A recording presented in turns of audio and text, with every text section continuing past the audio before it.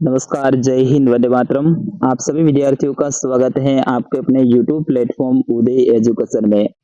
विद्यार्थियों, आज के इस वीडियो में लेके आया हूँ अर्धवार्षिक परीक्षा की दृष्टि से इम्पोर्टेंट कक्षा 8वीं का हिंदी विषय का पेपर, जो कि इस बार आपके आने वाले अर्धवार्षिक परीक्षा की दृष्टि से वेरी वेरी मोस्ट इम्पोर्टेंट रहेगा और आप सभी विद्यार्थियों के लिए वरदान साबित होने वाला है। तो आपसे निवेदन रहेगा, वीडियो को अंत तक देखिएगा, वीडियो को लाइक और चैनल को सब्सक्राइब जरूर कर दीजिएगा। विद्यार्थियों, इसमें जितने भी प्रश्न हैं ये सारे के सारे इस बार आपके आने वाले एग्जाम की दृष्टि से एक रामबाण साबित होने वाले हैं, यानी वरदान साबित होने वाले हैं। तो इन प्रश्नों को अंत तक देखिएगा, इससे ज्यादा शेयर कीजिएगा। साथ ही आप पहली बार चैनल पे आए तो चैनल को सब्सक्राइब करते हुए जो बेल आइकन है उसको ऑल के ऊपर आपको सिलेक्ट करना है। चलिए बढ़ते हैं पहले प्रश्न की ओर। पहला प्रश्न है आपका बहुविकल्पीय प्रश्न है। इसके अंतर्गत आपके अवसद के प्रश्न आने वाले हैं, कुल 4 प्रश्न रहेंगे। तो इसमें पहला देखिए, बदलू किसकी चूड़ियां बनाता था। आपको बताना है कि बदलू है वो किसकी चूड़ियां बनाता था, सोने की, चांदी, लाख या फिर उपयुक्त सभी। तो विद्यार्थियों, इसका सही आंसर होगा ऑप्शन नंबर स, बदलू है वो लाख की चूड़ियां बनाता था। किसकी चूड़ियां बनाता था? लाख की। फिर इसके बाद में दूसरा प्रश्न है, बस की यात्रा नामक पाठ के लेखक हैं। आपको बताना है कि बस की यात्रा नामक जो पाठ है उसके लेखक कौन है। तो विद्यार्थियों, इसका सही आंसर होगा ऑप्शन नंबर ब, हरिशंकर परशाई इसके लेखक थे। कौन थे? हरिशंकर परशाई। फिर उसके बाद में तीसरा प्रश्न है, भगवान के डाकिए कहा गया है। आपको बताना है कि भगवान के डाकिए किसे कहा गया है।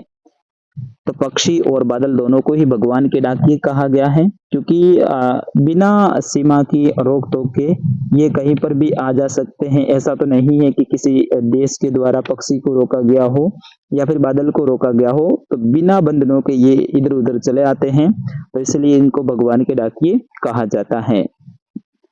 चौथा प्रश्न है, दीवाने किन को तोड़कर प्रस्थान करते हैं। आपको बताना है कि दीवाने किसको तोड़कर प्रस्थान करते हैं, कष्टों को, बंधनों को, बाधाओं को या मान्यताओं को। तो इसमें बंधन होते हैं उनको तोड़कर प्रस्थान करते हैं।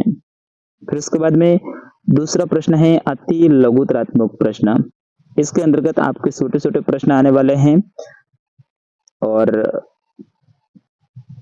इसमें देखिए पहला प्रश्न, अंतरिक्ष के पार लोग क्यों गए थे। आपको बताना है कि अंतरिक्ष के पार लोग क्यों गए थे। तो विद्यार्थियों, इसका सही आंसर होगा नई नई जानकारियां प्राप्त करने के लिए अंतरिक्ष के पार लोग गए थे। अंतरिक्ष में अपने भारतीय मूल की जो कल्पना चावला है वो भी गई थी, ठीक है ना। तो ये भी आपको ध्यान रखना है। कैलाश सत्यार्थी, राकेश शर्मा, इनका नाम भी आपको याद रखना है। फिर उसके बाद में अगला प्रश्न है, मेरा मन कभी कभी बैठ जाता है, लेखक ने ऐसा क्यों कहा।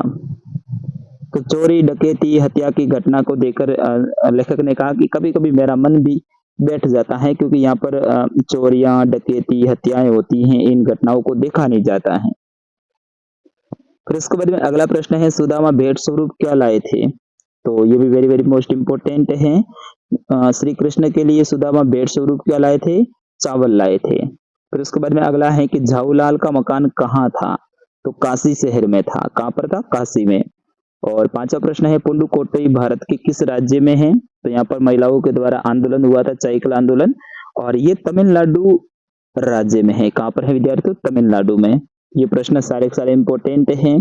कक्षा 8 की मैं आपको अच्छे से तैयारी करवाऊंगा विद्यार्थियों, तो हमारे चैनल के साथ में आप जुड़े रहिए। फिर उसके बाद में तीसरा प्रश्न है, निम्न प्रश्नों के उत्तर दीजिए। ग्रामीण महिलाओं ने साइकिल चलाना क्यों चुना। क्योंकि व्यक्तिगत आजादी के लिए, जिसमें उनकी स्वाधीनता, गतिशीलता बनी रहे, और साइकिल को महिलाएं हैं व्यक्तिगत आजादी कहती थी, क्योंकि काम पर कहीं पर भी बेरोक वो आ जा सकती थी, इसलिए ग्रामीण महिलाओं ने साइकिल चलाना चुना। फिर उसके बाद में अगला है कि मीरा किसकी भगत थी।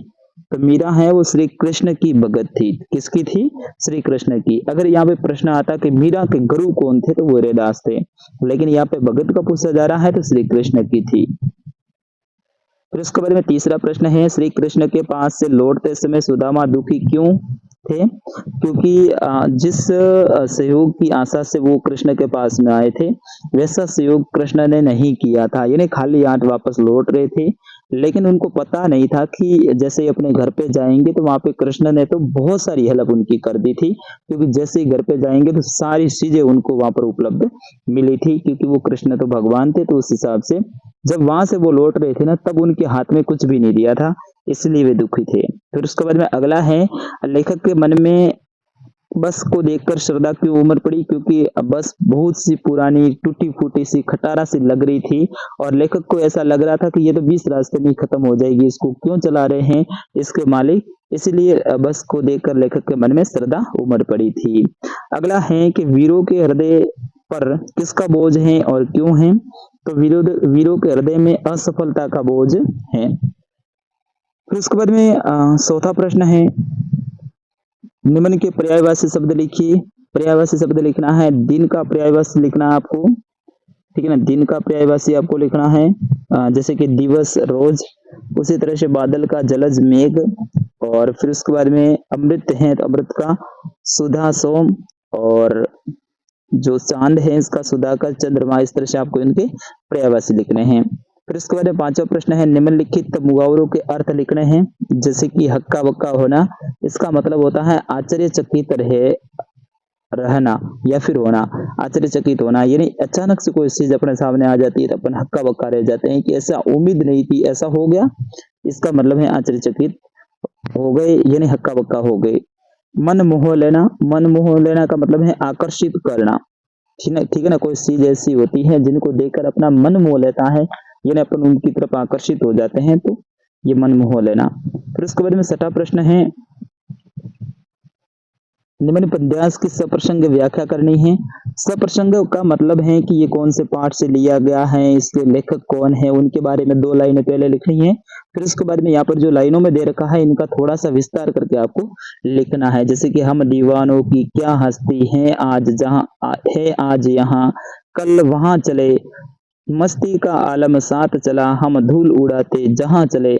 इनका विस्तार से आपको वर्णन करना है, कौन से पाठ से लिया गया है, इसके लेखक कौन है, इसमें क्या बताया गया है, वो सारी बातें बतानी है। फिर उसके बाद में 7वां प्रश्न है, निम्न गद्यांश को पढ़कर उत्तर दीजिए। तो इनको पढ़कर आपको उत्तर देना है, इनके उत्तर इसी प्रश्न में मिल जाएंगे, ऊपर गद्यांश में ही प्रश्नों के उत्तर। फिर उसके बाद में 8वां प्रश्न है, अपने विद्यालय के प्रधानाध्यापक जी को सुलभ मुक्ति हेतु यानी फीस कम कराने के लिए आपको प्रार्थना पत्र लिखना है। विशेषण की परिभाषा आपको लिखनी है। 10वां प्रश्न है, कहानी लेखन यानी कहानी लिखनी है किसी एक के ऊपर, लोमड़ी और अंगूर, चतुर खरगोश या शेर, लालच बुरी बला है इनके ऊपर, या फिर एक वचन और बहुवचन किसे कहते हैं, उदाहरण सहित आपको बताना है। ये प्रश्न बहुत इंपॉर्टेंट रहेगा। निबंध लिखना है लास्ट में, हमारे विद्यालय का वार्षिक उत्सव, दीपावली, मोबाइल का बढ़ता प्रचलन या फिर पर्यावरण प्रदूषण, इनमें से किसी एक विषय के ऊपर आपको निबंध लिखना है। तो विद्यार्थियों, ये था कक्षा 8 का हिंदी विषय का पेपर। सभी विषय के पेपर मैंने अपलोड कर दिए हैं, 2-2, 3-3 पेपर में अपलोड करने वाला हूं। तो पेपर देखने के लिए आपको आज ही हमारे चैनल को सब्सक्राइब करना पड़ेगा। सबसे पहले तो अभी सब्सक्राइब कीजिए, जो घंटी बनी हुई है, यानी जब सब्सक्राइब करोगे तो वहां पे पीछे घंटी का निशान आएगा, उसको ऑल के ऊपर आपको सिलेक्ट करना है। जैसे घंटी के ऊपर आप टच करोगे तो वहां पर ऑप्शन आएंगे, उसमें सबसे ऊपर आएगा ऑल, उसके ऊपर करोगे तभी आपके पास में सूचना पूछेगी जब भी हम नया वीडियो डालेंगे। बाकी सब्सक्राइब करने का कोई फायदा नहीं है। तो विद्यार्थी, मिलते हैं अगले वीडियो में, तब तक के लिए मुझे अनुमति दीजिए। नमस्कार, जय हिंद, वंदे मातरम।